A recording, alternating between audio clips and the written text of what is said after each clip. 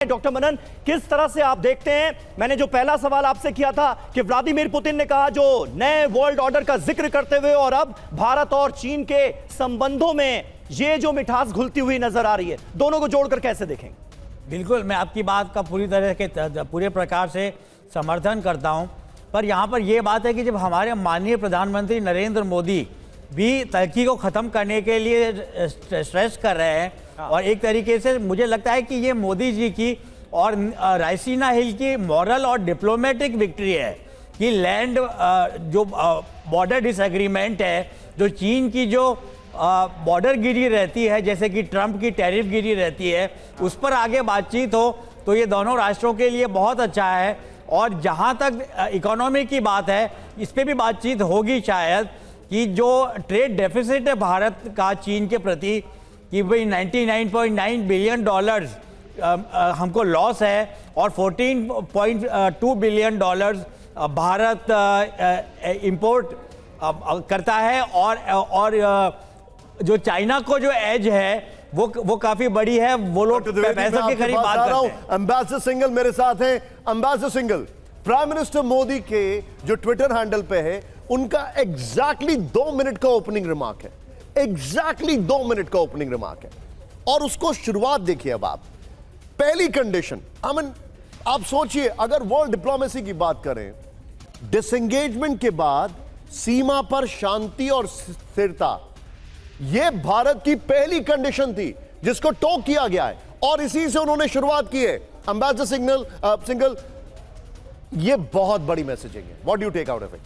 बिल्कुल, आप जो कह रहे हैं निशांत, बिल्कुल सही कह रहे हैं कि भारत ने एक कंडीशन रखी थी जब गालवान हुआ 2020 में, कि भारत चीन से तब तक बातचीत नहीं करेगा जब तक कि सीमा पर हमारा शांति नहीं हो जाती, और जो पहले से लाइन ऑफ कंट्रोल थी उस पे दोनों जो है देश सहमति नहीं कर लेते हैं, उसके अलावा भारत बातचीत नहीं करेगा। और आज भी एक तो ट्वीट आप देखिए, जो statement plus opening statement prime minister का, और जितने रेस्ट्रेंट तरीके से वो मिले हैं प्रेसिडेंट जिनपिंग से, वो दिखाता है कि भारत अभी भी अपनी बातों पे अड़ग है, और इसलिए इन्होंने बार बार प्रधानमंत्री जी ने बात की कि म्यूचुअल रेस्पेक्ट और सेंसिटिविटी। बिल्कुल। और सिंघल साहब, अभी मनीष ने जिस बात का जिक्र किया और जो खबर हमें दी कि 40 मिनट का वक्त मुकर्रर किया गया था इस बातचीत के लिए, लेकिन इसे एक्सटेंड किया गया है, आमतौर पर ऐसा किन परिस्थितियों में किया जाता है, ये भी जरा हमारे दर्शकों को अगर आप बता पाए।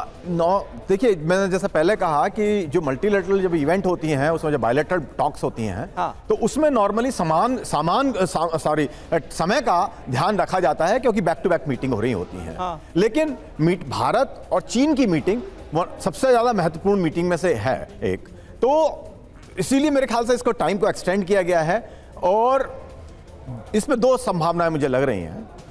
एक तो यह है कि कुछ 1-2 इशू हैं जिस पर बातचीत हो रही है, या जो आगे का फ्रेमवर्क है उसके ऊपर बातचीत हो रही है। अब आप देखिए, ये अभी sir, you are a guest sir, you are not a diplomat right now sir. आप मुझे बताइए क्या चल रहा है सर?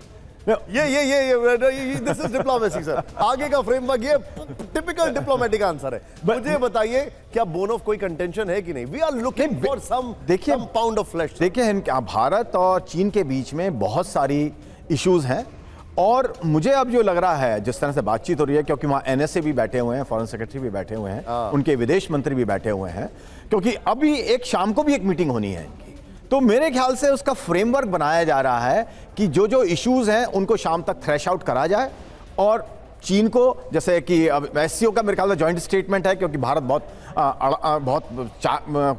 कंफर्म्ड है हमारे भारत की पोजीशन कि जब पहलगांव का नाम जरूर उसमें मेंशन होगा। लेकिन चीन के धोखे भी हमारे जहन में आते हैं प्रोफेसर सतीश कुमार।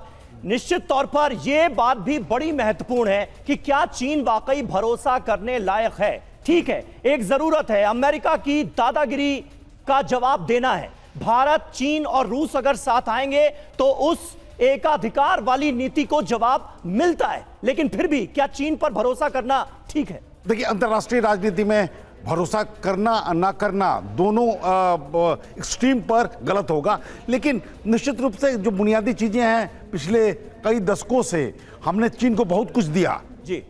चीन ने हमें कुछ भी नहीं दिया, हमसे बहुत चीजें छीनी है। ये आशंका आज भी भारतीय मानसिकता में है।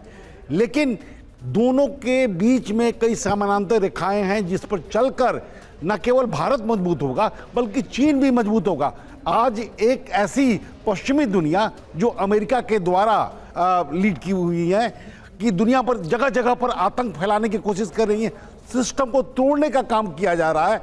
अगर उसे नहीं रोका गया तो दुनिया में बहुत और खराबियां होंगी और कई और आतंकवाद के खिलाफ जो दोहरी पॉलिसी चीन की रही है उसके बारे में तो हमने अभी अभी एक ताजा उदाहरण देखा है, महसूस किया। ऑपरेशन सिंदूर के दौरान किस तरह से पाकिस्तान के साथ खड़ा नजर आया यही चीन। बिल्कुल बिल्कुल। और इसके पहले भी तो ये भी हमें बड़ा ही सजग रहना होगा कि 1971 में किसिंजर ने कैसे चीजों को पलटने के लिए चीन के साथ वार्ता शुरू कर दी। इस बात की भी गुंजाइश से हम इनकार नहीं कर सकते हैं कि दो बड़ी शक्तियां आपस में मिल जाएं और हमें उधर से भी नुकसान हो और इधर से भी नुकसान हो, तो सतर्कता जरूरी है। आज भारत की स्थिति इतनी और वजूद इतनी मजबूत है कि अमेरिका या चीन सर वो let's history is history sir, क्योंकि माओ को हमें पता है किस तरीके से स्टालिन ने इंतजार भी कराया था, वो भी एक एग्जाम्पल है। लेकिन इस सब के बीच में सर एक बड़ा फैक्टर मैं अपने आप मनीष से कंफर्म करना चाहूंगा। मनीष, प्राइम मिनिस्टर ने एक बात कही, अब क्या ये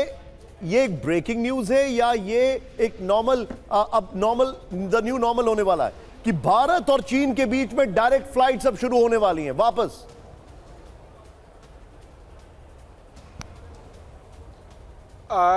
बिल्कुल। देखिए, प्रधानमंत्री ने जो बात कही है उसमें mutual trust, respect and sensitivity के बाद उन्होंने कहा कि हम आगे कैसे बढ़ेंगे। तो बॉर्डर इशू के अलावा भारत और चीन के बीच में डायरेक्ट फ्लाइट शुरू होने की और वो ज़रूरत भी है, क्योंकि आज की तारीख में भारत और चीन के बीच जिस लेवल का ट्रेड है, जिस तरह का कम्युनिकेशन है, उसमें डायरेक्ट फ्लाइट की ज़रूरत दोनों देशों ने शिद्दत से महसूस की थी और इंतज़ार हो रहा था जब प्रधानमंत्री नरेंद्र मोदी चीन आएंगे। उसके बाद आधिकारिक तौर पर इस बात का ऐलान होगा और वो आज प्रधानमंत्री नरेंद्र मोदी मनीष, डायरेक्ट फ्लाइट तो शुरू होगी क्या? चाइनीज ऐप भी इंडिया में शुरू होंगे क्या?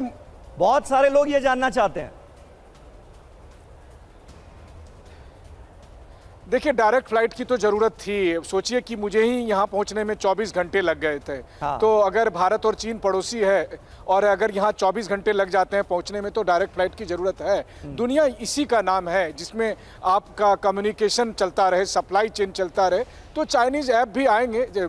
अच्छी बात यह है कि यहाँ पर भी मैं बहुत सारे इंडियन ऐप को या फिर इंडियन वेबसाइट को यहाँ एक्सेस कर सकता हूँ। तो आज की तारीख में वो जमाना है भी नहीं जहाँ पर आप बहुत इंफॉर्मेशन को रोक पाएंगे। अब देखिए, रूस ने बहुत सारे अमेरिकी वेबसाइट, अमेरिकी ऐप को रोकने की कोशिश की, तो रूसी लोग ही VPN के जरिए उसका इस्तेमाल करते थे। तो जब आप नहीं रोक पाएंगे तो फिर ऐसा करना ही क्यों है?